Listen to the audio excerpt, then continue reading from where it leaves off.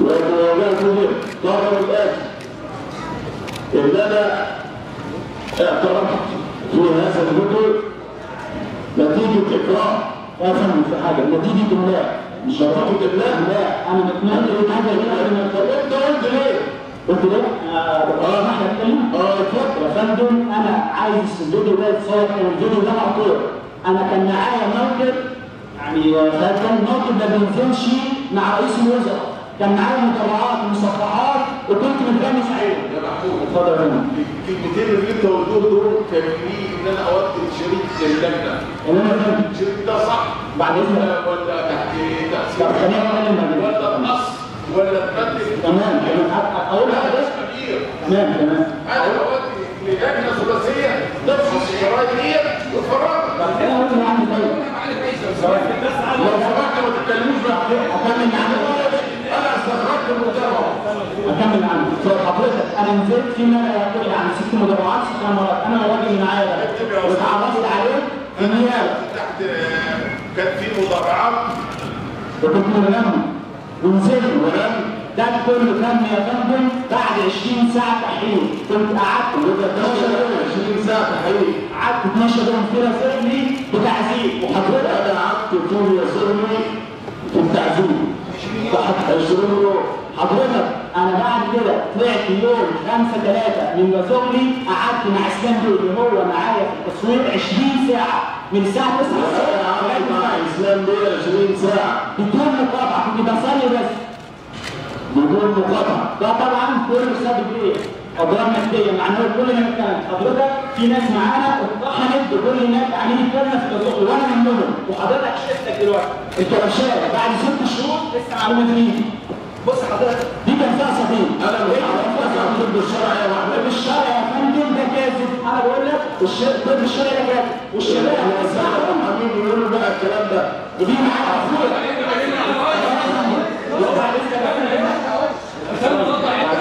انا كبير ولا انت كبير؟ بعد اذنك انا عايزك تطلع المتهم رقم 21 واذن حضرتك رقم 16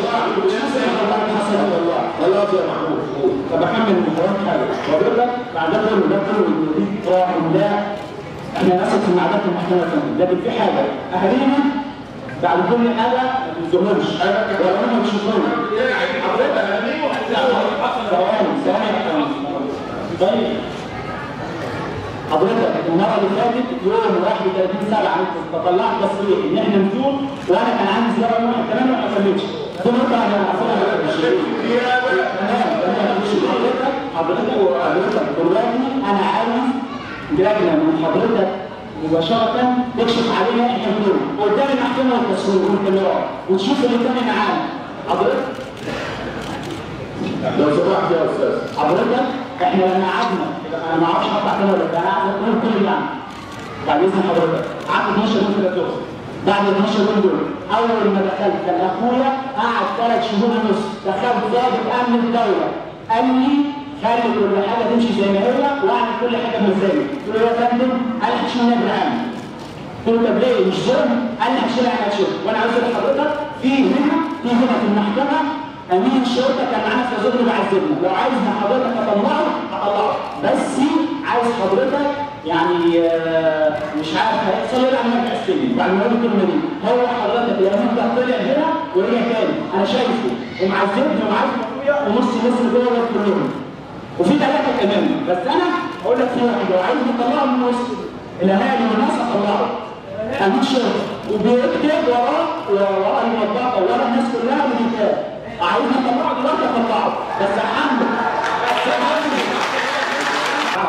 حضرتك احنا بنتمحن مقفول علينا الموضوع من رئيس المباحث من مامور من والفيديو كان عبد الرئيس الكلام ده اللي يثبت في المحكمه بعد اذن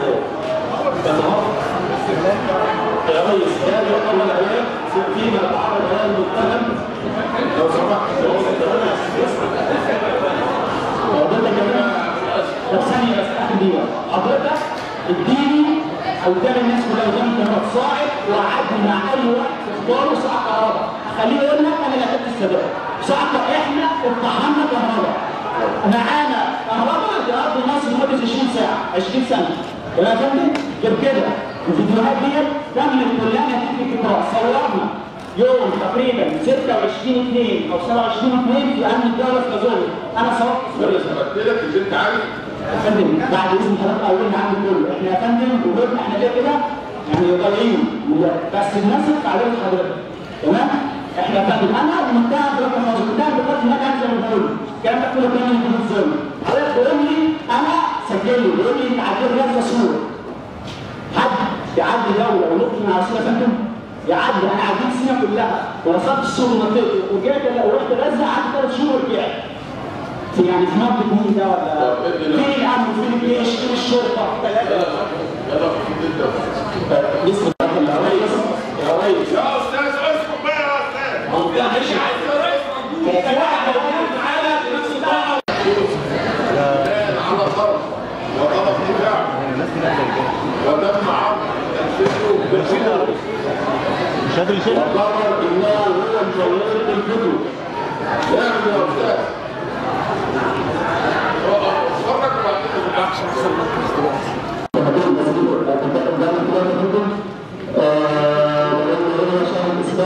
على تعذيبه وهو متهم وشارك في تعذيب كل المتهمين الموجودين حاليا يا فندم. اولا يا فندم انا اعتقلت 19 فبراير 2016 19 فبراير 2016 رحت يا فندم على مكتب وزيري وتعرضت لابشع انواع التعذيب. اتعرضت يا فندم لابشع انواع التعذيب. انا اول ما دخلت وزيري يا فندم كنت لابس قميص ولابس كاب ولابس فانلة ولابس بنطلون وبوكسر. والله اللبس كله اتقطع.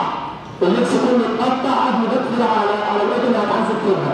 يا فندم احنا كنا بنتعذب في السواعد الكهربائيه يعني في اماكن حساسه جدا. يا فندم انا كنت داخل عين يمين كويسه. انا عين اليمين الان شبه ما بشوفش بيها. عين اليمين الان انا ما بشوفش بيها خالص. بشوف بيها ما بشوفش خالص. بشده التعذيب اللي اتعرضت ليه في وزيري. انا اخذت 7 ساعات متواصله يتعلق على باب وتتعلق على حاجه كانوا بيسموها الشوارع. يا فندم اخذت 15 يوم. لا نتيجه اكراه. كل الكلام اللي قلته يا فندم كان نتيجه اكراه والاملاء. انا اخذت 15 يوم كنت بسمع الكلام ده قدام الساده الضباط والعيون المتغنيه. وللاسف يعني يا فندم للاسف نهايه النيابه ما كانتش حياديه. لان انا لما رحت النيابه قلت لالياس بيه اللي كان موجود معايا في الفيديو يا الياس بيه انا بتكلبش خايفي وبنام ولا بتكلبش خايفي ولا تعبان. قال لي بالظبط يا فندم امال هتعمل ايه فرج عينك؟ يا ريس يهدي صوته عشان يكتب بس كل الكلام ده مهم. رحت الياس بيه يا فندم بعدها بيوم بقول له انا عيني تعبت من كتر الغنايه. انا عيني تعبت من شده التعذيب. الغنايه الغنايه انا عيني يمين دلوقتي ما بشوفش بيها. قال لي الغنايه بتدعو التامل والتفكر. كان بيرد عليا ودي استفزازيه وكان للاسف يعني هو كان مشارك في اللقاء اللي كان بيتم عليه بالنظري. انا اخذت فتره التحقيق كلها يا فندم في الجبل الاحمر. انا رحت النيابه يوم 5/3 اعتقلت 19 فبراير. رحت النيابه يوم 5/3 طلعت من النيابه على معسكر الجبل الاحمر لحد يوم 30/3 25 يوم يا فندم. كانوا ضباط امن الدوله في مازوي كانوا ينزلونا في معسكر الجبل الاحمر بحي السادس.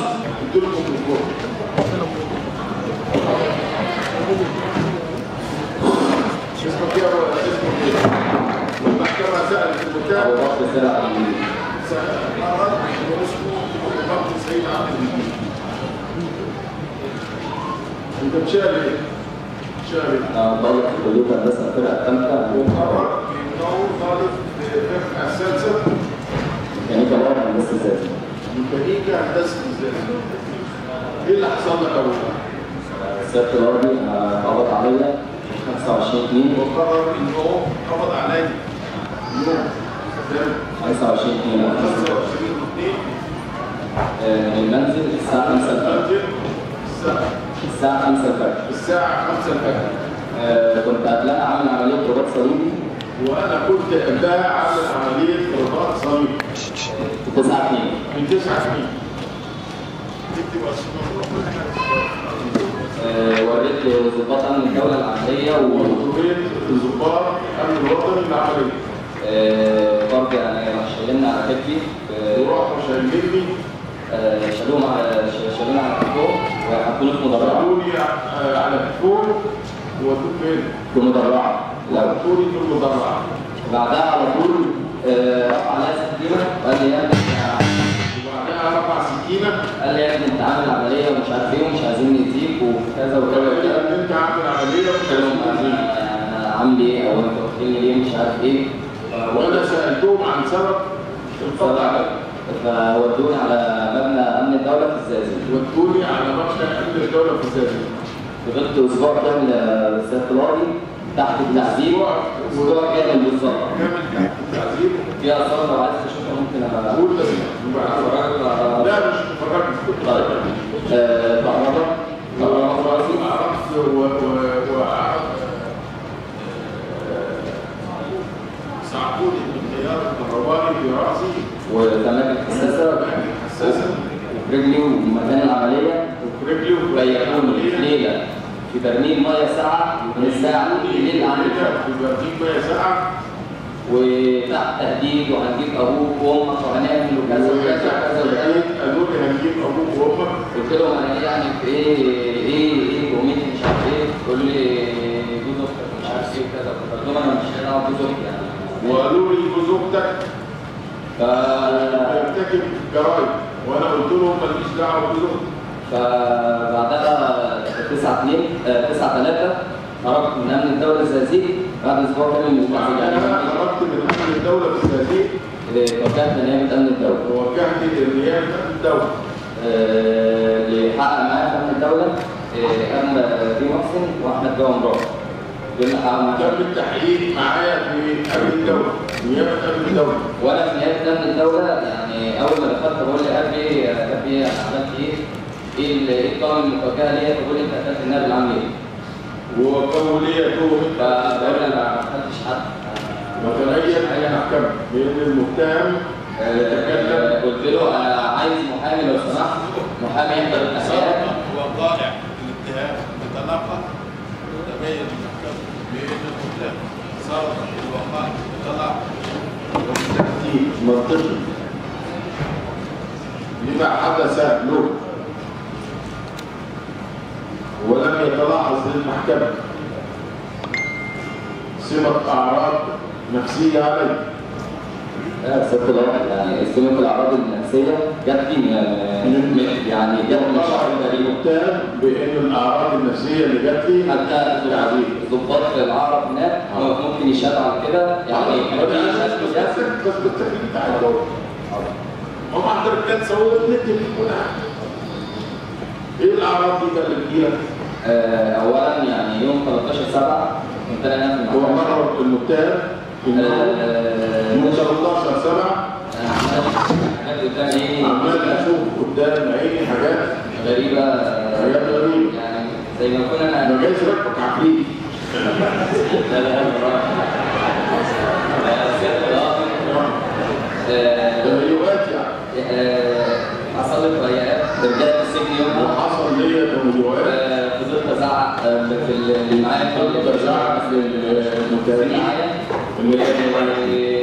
خرجوني بالفعل من المستشفى وخرجوني بالفعل من المستشفى. حصل شد جسم مع الضباط نفسهم وحصل جسم وشد مع الضباط. طبعا هم يضربوني وانا اضربهم بقول لك انا مثلا انا بمثل كنت جدع كنت عرفت تقديم في السجن بالفعل ما مش التقديم بس بالفعل انا وبعد كده ودوني التقديم. بالظبط من 13 سنه. ودوني التقديم؟ لا ما رحتش لا ما رحتش التقديم. بالظبط فضلت من يوم 13/7 لعند 31/7 ما اعرفش انا فين يعني في شبه غيبوبه تامه. حصل لي غيبوبه هناك في السجن بيفكروا ان انا بمثل. كانوا مديرين ان انا بمثل. كان المتهمين فضلوا يعني ودوني المستشفى عايز اخرج الدكتور ما تمش ده حتى ودوني الطب الشرعي يوم 24 ودوني الطب الشرعي مع 24/7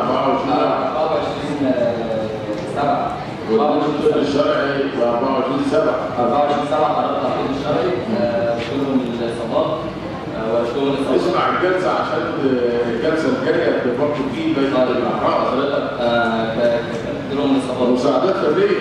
اصابات هنعرف بعد الجلسه عشان نعرض الحقائق. اصابات داخليه